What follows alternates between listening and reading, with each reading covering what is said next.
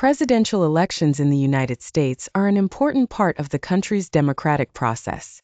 Every 4 years, citizens have the opportunity to vote for the person they believe should lead the nation as the president.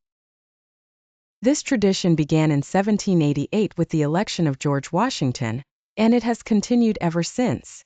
The process starts with candidates from different political parties announcing their intentions to run for office.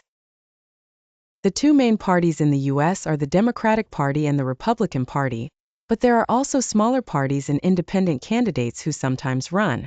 Candidates campaign across the country, sharing their ideas and plans for the future with voters. They participate in debates and hold rallies to gain support.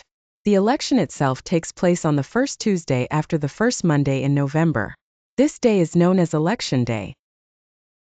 Before this day, many Americans participate in early voting or vote by mail, but the majority still vote on Election Day.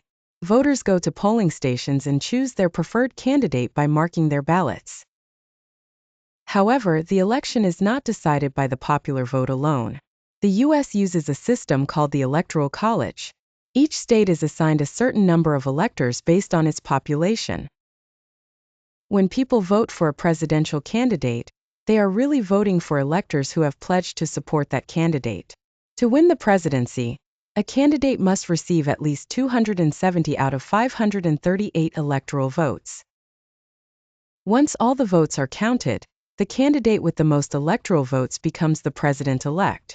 The president-elect takes office in January of the following year in a ceremony called the inauguration. During the inauguration, the new president swears an oath to protect and uphold the Constitution.